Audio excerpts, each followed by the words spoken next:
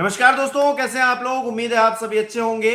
अब तो बंटवारा सिर्फ समाज का नहीं हुआ, राजनीति का नहीं हुआ, बल्कि महापुरुषों का भी हो गया है। और यही नए भारत की सच्चाई है। अब इस नए भारत में किस तरह से लोग जो महापुरुष हैं उन पर अपना ठप्पा लगाकर घूम रहे हैं और हमको बरगला रहे हैं। जी हाँ, हमें और आपको कैसे करेंगे बात। केपी मलिक जी वैश्विककार हमारे साथ जुड़े। सर बहुत बहुत स्वागत है आपका। धन्यवाद हिमांशु जी, आपका भी, आपके सुधी दर्शकों का भी। सर, उत्तर प्रदेश में चुनाव होने हैं, एक साल का वक्त भी अब बचा नहीं है। ऐसे में क्या जो महापुरुष हैं उनमें भी बंटवारा करके ये राजनीति मानेगी? क्योंकि हम तो ये मानते थे कि महापुरुष तो सबके होते हैं, सर्व समाज के वो सम्मानित होते हैं, एक्सेप्टेंस होती है उनकी। लेकिन ये राजनीति क्या करवाना चाहती है हम लोगों से? देखिए हिमांशु जी, अगर आप चुनाव के परिप्रेक्ष्य में देखें, हम उत्तर प्रदेश के चुनाव में जाने से पहले आज का जिक्र कर लें। अगर देखें, देश में इतनी टेंशन चल रही है कि अमेरिका के इरादे कुछ दिखे हैं कि वो परमाणु हमला कर सकते हैं ईरान पे। अगर ईरान पे परमाणु हमला होता है तो कितनी बड़ी बात है। थर्ड जो है विश्व युद्ध की संभावनाएं व्यक्त हो रही हैं। और भारत में चुनाव चल रहे हैं 5 राज्यों में। हमारे जो देश के नेता हैं वो चुनाव पर ज्यादा ध्यान दे रहे हैं, चाहे वो गृह मंत्री हो, चाहे वो प्रधानमंत्री हो, उनको चिंता उस बात की नहीं है। तो हम लोग तो चुनाव के प्रति बहुत गंभीर रहते हैं। और जो सवाल अब आपने पूछा, मैं सीधा उस सवाल पे आता हूं कि उत्तर प्रदेश में अगले साल चुनाव है, उसमें साल भर आपने ज्यादा कहा, अभी लगभग 8 से 9 महीने का वक्त है। तो 8-9 महीने के पहले चुनाव में तैयारी शुरू हो गई है। उत्तर प्रदेश में चुनावी समर शुरू हो गया है। आपने देखा मुख्य विपक्षी दल समाजवादी पार्टी ने चुनाव का उद्घोष कर दिया है दादरी से। और दादरी में जो मायावती जी का गांव है बादलपुर, और वहां उनके एक सिक्के सालार मायावती जी के थे, नागर साहब जो है उनके घर पे अखिलेश जी ने लंच कर लिया है। तो अब लगता है कि भाई गिरिराज नागर जो हैं वो समाजवादी पार्टी में जाएंगे। दूसरी बात क्या है, भीड़ को देख के, तमाम चीजों को देख के और पैंतरेबाजी को देख के लगता है कि राजनीति शुरू हो गई है। और वहां पे भी ये हुआ कि वहां पे भी मिहिर भोज की जो मूर्ति थी उस पर भी बड़ा विवाद हुआ था। और प्रदेश के मुख्यमंत्री योगी आदित्यनाथ भी वहां गए थे। उसके बाद फिर विवाद हो गया था। बाद में फिर जो है उस पर काफी दिन तक विवाद चला। उसी की मूर्ति पे फूल चढ़ाने अखिलेश जी भी गए। हम भी ले लें साथ साथ आशीर्वाद गुजरों का। एक नया विवाद पिछले 3 दिन से वेस्टर्न यूपी में चल रहा है, जिसने वेस्टर्न यूपी में बड़ी हलचल पैदा की हुई है। जाट समाज से आने वाले महाराजा सूरजमल, जो भरतपुर के राजा थे, उन्होंने लगभग अपने जीवन काल में 80 लड़ाइयां लड़ी हैं। उन्होंने मुगलों से भी लड़ाई लड़ी है, अंग्रेजों से भी लड़ाई लड़ी है। और सौभाग्य कहिए या जो भी कहिए कि वो एक भी युद्ध नहीं हारे, एक भी लड़ाई नहीं हारे हैं। तो उनकी मूर्ति का अनावरण जो है मेरठ जिले में सकौती एक जगह वहां पे किया गया। और वहां पे उस पर राजनीति शुरू हुई। वहां पे भी उनको कहा गया वो हिंदू हृदय सम्राट, जाटों के नेता, जाटों के राजा। आप क्या कर रहे हैं कि धीरे धीरे ये जो महापुरुष थे, ये जो राजा थे, या जो हमें अच्छी राह दिखाने के थे, वो समाज सुधारक थे, समाज की बात करते थे, अब धीरे धीरे उनको बांट दिया जाए। और उसको बांट के अपना निजी फायदा, निजी तरीके का चुनाव जीतने का फायदा हो, दूसरे कुछ फायदे हो, लूटपाट करने के फायदे हो, चंदा चोरी करनी हो, उस तरीके से उनका प्रयोग किया जा रहा है। अब आप देखिए, जो विवाद शुरू हुआ था कुछ दिन पहले, अगर राहुल गांधी ने कह दिया है कि काशीराम जी को, मान्यवर काशीराम जी को भी भारत रत्न मिलना चाहिए, तमाम लोगों को मिल रहा है, तो मायावती जी ने सीधा कह दिया कि इन्होंने खुद तो दिया नहीं, अब ये जो है मांग कर रहे हैं दूसरे की सरकार में, वो तो हमारे थे काशीराम जी। तो काशीराम जी पर ठप्पा जो है मायावती जी का लगा हुआ है, कांग्रेस कैसे उनके बारे में बात कर सकती है? मिहिर भोज की बात कोई दूसरा व्यक्ति कैसे कर सकता है? वो तो गुजरों में बंद के रह गए हैं। अंबेडकर की बात कोई दूसरे लोग कैसे कर सकते हैं? तो ये सारे, अब जवाहरलाल नेहरू की बात कौन करेगा, पटेल की बात कौन, तो ये सब जातियों में और समुदायों में अगर हमारे महापुरुष बढ़ जाएंगे तो देश में व्यवस्था खराब हो जाएगी, मुझे ऐसा लगता है। अब अगर पश्चिम यूपी में आप बात करते हैं, जो हड़कंप वहां चल रहा है, वहां पे भगवत मान को उन्होंने बुला लिया क्योंकि वो भी जाट समाज के हैं, पंजाब के मुख्यमंत्री हैं, और वो आम आदमी पार्टी के मुख्यमंत्री हैं, एक भारतीय जनता पार्टी के जहां पे सत्ता है वहां पे वो जाके किसी मूर्ति का अनावरण करें। ऐसे में सरकार और वहां का प्रशासन थोड़ा असहज तो होगा ही, और उसमें जो अपनी पार्टी के जो लोग हैं, जो दिल्ली खेमे के हैं, उनको एक मौका मिल गया राजनीति करने का। आप जानते हैं पूर्व बालियान, संजीव बालियान जो है पूर्व मंत्री, उन्होंने जो है सीधी सीधी चुनौती दे दी प्रशासन को, और सीएम को ही कहिए, नाम भले ही ना लेंगे, चुनौती प्रशासन को अगर दे रहे हैं तो सीधे सीधे जो है वो मुख्यमंत्री को चुनौती दे रहे हैं। वो अपना दबदबा दिखाना चाह रहे हैं कि यहाँ जाट समाज है और जाटों का मैं सरताज हूं और मेरा दबदबा है, वो अपना दबदबा दिखा रहे हैं। अगले दिन संगीत सोम उसी मूर्ति को जाके माल्यार्पण करके वो कहते हैं मेरा दबदबा है, मेरा क्षेत्र है, और मैं तो संजीव बालियान को भी हरा चुका हूं यहाँ से। तो ये राजनीति अब खुल के आ गई है, और ये सारी चीजें आपको जोड़ती हैं उत्तर प्रदेश के अगले साल के विधानसभा चुनाव से। और यहाँ एक सवाल खड़ा होता है कि चाहे वो किसी मूर्ति का अनावरण हो, किसी बैठक की बात हो, इससे पहले हमने उस प्रकार से समुदायों को, वर्गों को, जातियों को बढ़ते हुए नहीं देखा जितना हम पिछले कुछ दिनों से देख रहे हैं। इसकी शुरुआत 2024 में आपने ठाकुरों के बंटने से देखी। वही ठाकुर जिनकी जाति के मुख्यमंत्री हैं, वही भारतीय जनता पार्टी का विरोध कर रहे थे। उसके बाद फिर पता चला कि अलग से जाटों की मीटिंग हो रही है, सैनियों की मीटिंग हो रही है, फिर ब्राह्मणों की भी मीटिंग हो रही है। पिछले दिनों आपने देखा ब्राह्मण विधायकों की मीटिंग हो गई लखनऊ में, उससे पहले फिर ठाकुरों की मीटिंग हो गई। तो ये जो एक बंटवारा चल रहा है, मुझे लग रहा है इससे कड़वाहट बढ़ रही है। पहले तो आप बंटवारा करते थे हिंदू मुस्लिम में, अब हिंदू मुस्लिम में भी जाके अंदर जो है आप जो है, मुस्लिम में तो बंटवारा नहीं हो पा रहा है क्योंकि मुस्लिम तो मुस्लिम है, चाहे वो छोटी जाति का हो चाहे बड़ी जाति का हो। लेकिन हम हिंदुओं में अब जातियों में बांटना शुरू हमने कर दिया है। पहले वर्गों में बांटा, अब जातियों में बांट रहे हैं, और नेता लोग अपने हित के लिए सारी चीजें कर रहे हैं।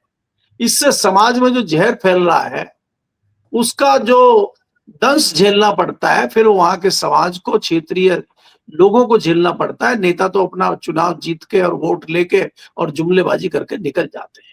तो ये जो जहर फैल रहा है आपस में, जहां आप समाज, सर समाज के साथ रहते थे, गांव में रहते थे, एक शहर में रहते थे, तो वहां भावनाएं भड़कती हैं, लड़ाइयां होती हैं। आप देख रहे हैं कि बुलडोजर जरा सी देर में चल जाते हैं। अगर वो हमारी पार्टी का है तो बुलडोजर चल जाएगा, उनके वाली का है तो नहीं होगा, मामला शांत हो जाएगा। इस तरह की चीजें चल रही। तो मुझे लगता है कि ये समाज में जहर घोलने की प्रक्रिया शुरू हो गई है। इससे तमाम सियासी दलों को बचना चाहिए और सर समाज की बात करते हुए आगे बढ़ना चाहिए। मेरा सवाल भी यहाँ है, अपनी जाति के लोगों से भी है, क्योंकि मैं भी जाट समाज से आता हूं।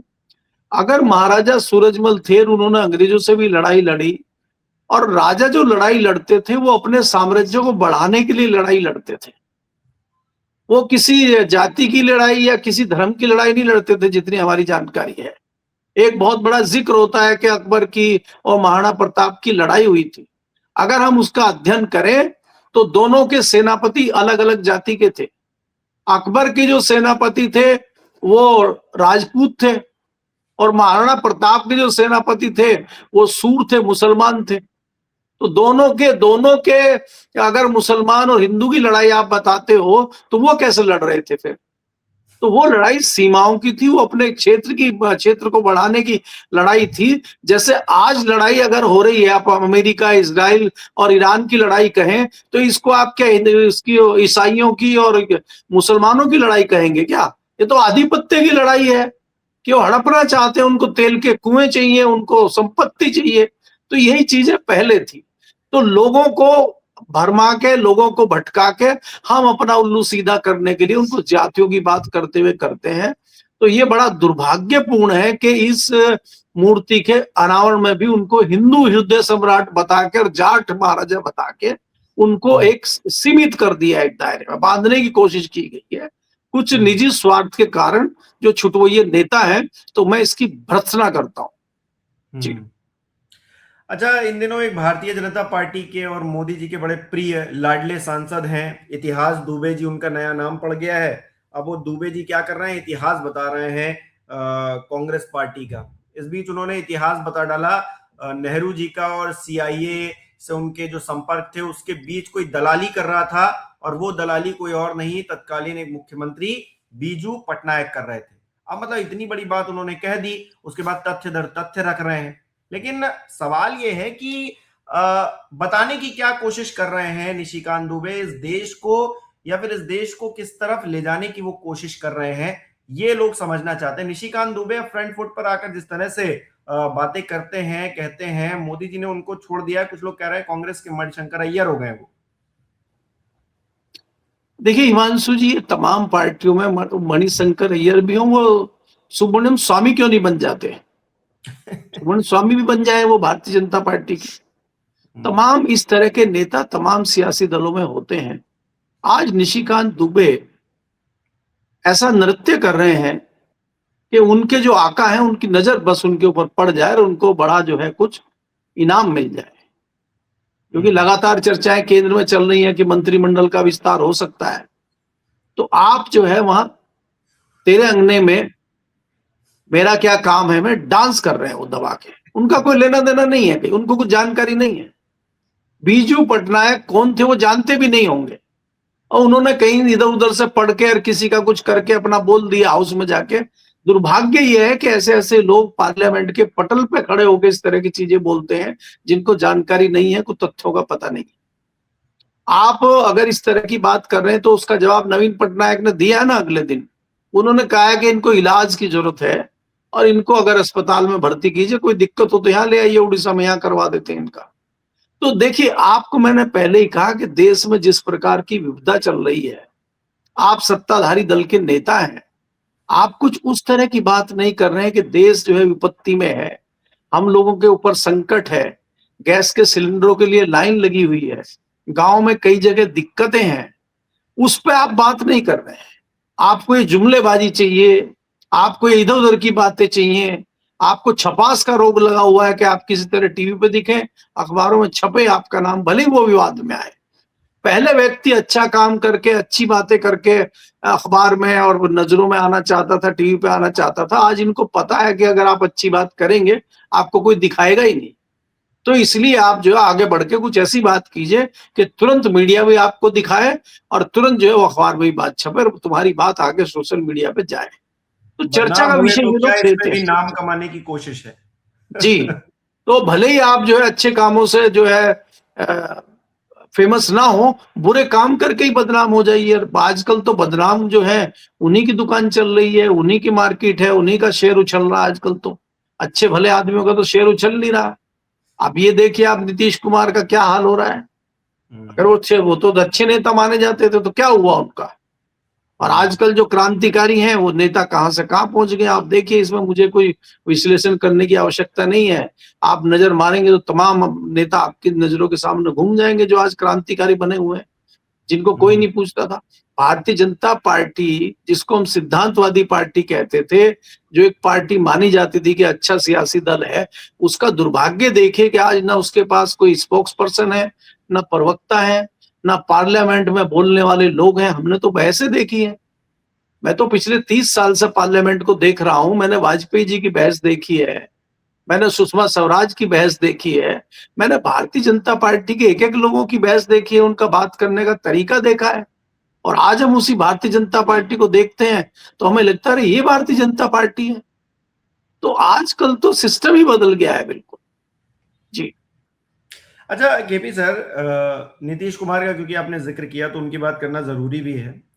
नीतीश कुमार ने जो है इस्तीफा दे दिया। अब जो है वो मतलब बिल्कुल तय हो गया है कि वो राज्यसभा जा रहे हैं। ऐसे में उनके करीबी मंत्री हैं अशोक चौधरी, उनकी तस्वीरें आई हैं, उनकी फुटेज आई है, मीडिया से बातचीत कर रहे थे और फुट फुट कर रो रहे थे। कह रहे नीतीश कुमार जैसा कोई नहीं है, और नीतीश कुमार अभी भी जब वो जा रहे हैं, दिल्ली जा रहे हैं तो बिहार में घूम रहे हैं, लोगों से मिल रहे हैं, इस तरह की वो बातें कर रहे थे। लोगों ने कहा कि अशोक चौधरी नीतीश कुमार के इतने करीबी मंत्री हैं कि अगर वो एक बार कह दे नीतीश कुमार से कि आप मत जाइए दिल्ली, तो शायद नीतीश कुमार अपना फैसला पलट दें। लेकिन उन्होंने तो एक बार भी नहीं कहा कि भाई दिल्ली मत जाइए, बिहार के लिए और काम करिए, आपकी बिहार की जरूरत है। ये ढोंग उन्हीं के पार्टी में, उन्हीं के करीबी लोग अगर रच रहे हैं, तो नीतीश कुमार की लुटिया अब किधर जा रही है? देखिए हिमांशु जी, अगर आप नीतीश कुमार के विषय में बात करते हैं तो नीतीश कुमार के हाथ से तमाम चीजें निकल चुकी हैं। और आज जो नीतीश कुमार के आसपास लोग दिख रहे हैं वो भारतीय जनता पार्टी के ही लोग हैं, भले ही वो जेडीयू में रहे, कहीं रहे। अशोक चौधरी को अगर कुछ करना होगा तो वो दिखाने के और वो टीवी पे बुला के अपनी वीडियो बनवा के रोने की वीडियो नहीं डालेंगे। अशोक कुमार चौधरी को भी पता है कि क्या होने वाला है, लेकिन उनको दिखावा करना है, उनको लोगों की सिंपैथी लेनी है और उनको बताना है कि मैं नीतीश कुमार जी के साथ हूं। नीतीश कुमार जी के लगभग लगभग सारे लोग जा चुके हैं, लेकिन बात यह है अभी इसमें कई सारे कानूनी दांव पेच हैं, है ना। अभी भी क्या कोई पलटी मारने का कुछ बचा है क्या? अब नीतीश कुमार कब को क्या कर देंगे कुछ पता नहीं है। नीतीश कुमार का बीच बीच में बार बार ये भी तस्वीरें आती हैं कि उनकी दिमागी हालत अभी भी ठीक नहीं, जैसे वो थाली छीन रहे हैं, सम्राट चौधरी उनसे आरती की थाली ही छीन ले रहे हैं। तो बहुत सारी चीजें हैं अभी, तो वो गिरफ्त में आ चुके हैं और मुझे नहीं लगता कि अब कुछ कर पाएंगे। बात ये है देखने वाली कि अब बिहार में भारतीय जनता पार्टी किस प्रकार से सरकार बनाती है, किस प्रकार से उसको चलाती है। क्योंकि आपको ये समझना चाहिए कि जनादेश भारतीय जनता पार्टी को भी पता है कि जनादेश भारतीय जनता पार्टी को नहीं मिला है, जनादेश नीतीश कुमार को मिला है। अगर नीतीश कुमार को इस तरह की चीजें करते हैं तो क्या बिहार की राजनीति बड़ी डिफरेंट है? क्या वहां पे कोई एक नई शख्सियत खड़ी होगी या एक नई ताकत खड़ी होगी या एक नया दल बन के आएगा या कोई एक नया संगठन ऐसा बनेगा? क्योंकि जो एक ये काल था, नीतीश काल समाप्त हो चुका है और लालू अभी खत्म हो चुके हैं। अब उनका बेटा है, कितना क्या कर पाता है। तो मुझे एक ये दिखाई दे रहा है कि एक नई ताकत बहुत जल्दी बिहार में खड़ी होगी, क्योंकि भारतीय जनता पार्टी कितना ही कुछ कहीं कर ले, वो ऐसी एक लीडरशिप खड़ी नहीं कर पाती अपनी किसी भी स्टेट में। आप दूर तक नजर मारिए, जो लंबी राजनीति कर सके वो मुझे दिखाई नहीं देती। ये तोड़फोड़ की सरकार बना लें आप किसी तरह। अब आप मुझे बताइए, आसाम में भारतीय जनता पार्टी का एक कोई मजबूत नेता दिखाई दे रहा है? आप घूम फिर के हेमंत शर्मा को देख रहे हैं। हेमंत शर्मा तो कांग्रेस के हैं और कल फिर वो कांग्रेस के नहीं हो जाएंगे, इसकी क्या गारंटी है? उन्होंने कांग्रेस के काफी लोगों को तोड़ लिया है और जो लोग कांग्रेस में हैं भी दिखावा आज कांग्रेस में कर रहे हैं, वो भी हेमंत शर्मा के पीछे ही हैं, भले ही कांग्रेस में रहे। तो ये इस प्रकार की तैयारी हो रही ना सर, केंद्र सरकार बदले, मोदी जी हटे नहीं, कांग्रेस की सरकार बनी नहीं, क्योंकि मतलब ये तो इतिहास है ना। एक टाइम पे Indira is India, India is Indira कहा जाता था। इसीलिए मैं आपको कह रहा हूं, इसीलिए मैं कह रहा हूं कि सबसे पहले भागने वाले लोगों में यही होंगे। तो अब हमें ये इंतजार करना चाहिए कि बिहार की नई तस्वीर क्या बनती है। अभी उसमें थोड़ा टाइम लगेगा। जी बिल्कुल, बहुत बहुत शुक्रिया सर हमारे साथ जुड़ने के लिए, तमाम बातचीत के लिए। हमारे दर्शक किस तरह से देख रहे हैं इन विषयों को कमेंट करके जरूर बताएं। इस वीडियो को लाइक करना, शेयर करना मत भूलिएगा। हमारे चैनल को सब्सक्राइब नहीं किया तो वो भी जरूर कीजिएगा। आप हमें सहयोग भी कर सकते हैं ज्वाइन बटन पर क्लिक करके। बहुत बहुत धन्यवाद।